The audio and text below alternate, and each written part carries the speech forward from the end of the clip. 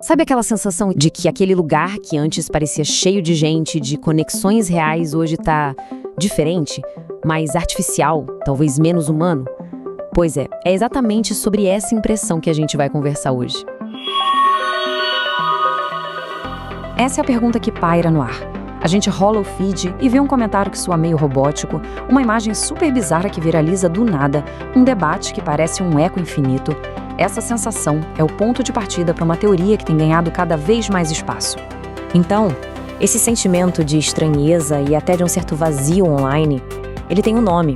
É aqui que a gente mergulha na teoria da internet morta, que é basicamente uma tentativa de explicar por que a nossa vida digital parece tão esquisita ultimamente. Mas o que essa teoria diz exatamente? Bom, a ideia central é que a interação humana de verdade foi meio que engolida por um mar de conteúdo falso gerado por máquinas. E a parte que dá um calafrio é que isso não teria sido um acidente. Seria algo planejado para manipular o que a gente vê e, no fim, o que a gente pensa. E quem defende essa ideia até aponta uma data para essa morte. Eles dizem que a virada de chave aconteceu ali, entre 2016 e 2017. Foi nesse período que o conteúdo feito por máquinas teria começado a superar o feito por humanos. Tá, mas de onde veio essa história? Essa teoria não surgiu do nada, claro.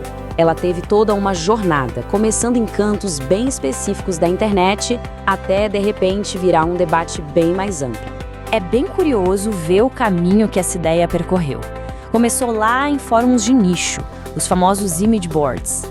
Mas o que realmente o deu forma à teoria foi um post de 2021 de um usuário que juntou as peças. Pouco tempo depois, um artigo na conceituada revista The Atlantic pegou essa história e levou para o grande público. Aí o que parecia só uma paranoia de fórum virou um assunto sério. Ok, vamos deixar a parte da conspiração um pouco de lado e olhar para os dados, porque existem números bem concretos que dão força, pelo menos, à ideia de uma internet menos humana. E olha, os números impressionam. Pensa só nisto, quase metade de todo o tráfego da internet não vem de seres humanos. Um relatório de 2024 da Statista mostra que 47% de toda atividade online é gerada por bots. E aqui a gente vê essa divisão. É importante dizer que nem todo bot é do mal. Cerca de 17% são os bots bons, que ajudam a web a funcionar, como os do Google. O problema mesmo mora nos outros 30%, os bots maliciosos, esses sim criados para espalhar fake news, aplicar golpes e manipular discussões. E a consequência direta disso tudo é uma avalanche do que o pessoal apelidou de AI slop, que a gente poderia traduzir como lixo de IA. É aquele conteúdo esquisito, sem pé nem cabeça, produzido em massa por inteligência artificial só para conseguir cliques.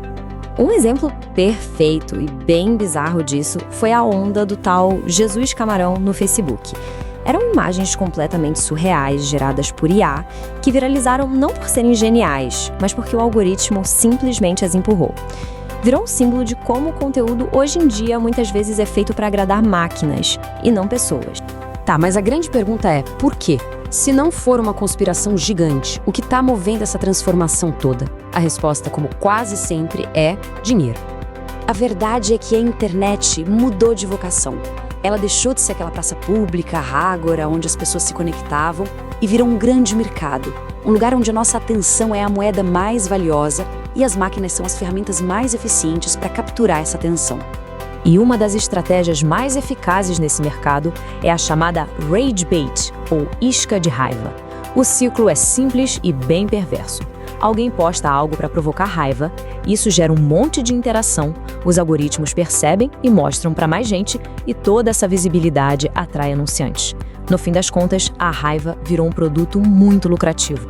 E não é só publicidade. O dinheiro corre de outras formas. Existem bots sendo usados para manipular o mercado financeiro, existe uma indústria bilionária de venda de curtidas e seguidores falsos, e as próprias plataformas acabam incentivando isso, criando sistemas que pagam por popularidade, sem se importar se ela é real ou artificial. Se essa teoria já soava plausível há alguns anos, a explosão da inteligência artificial generativa que a gente está vivendo simplesmente jogou gasolina na fogueira. A tecnologia alcançou a conspiração. Essa linha do tempo mostra bem a aceleração das coisas. Começou com uma suspeita lá em 2016, em 2021 a teoria ganha nome. Mas o verdadeiro divisor de águas foi no fim de 2022, com o ChatGPT. De repente, qualquer pessoa ganhou o poder de criar conteúdo sintético em massa. E agora, as próprias Big Techs já estão planejando povoar suas redes com AI.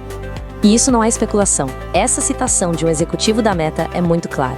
A intenção é que contas de IA passem a existir abertamente nas plataformas. Com perfil, com foto, postando conteúdo, não é mais algo operando nas sombras. É um plano para apagar intencionalmente a linha que separa o real do artificial.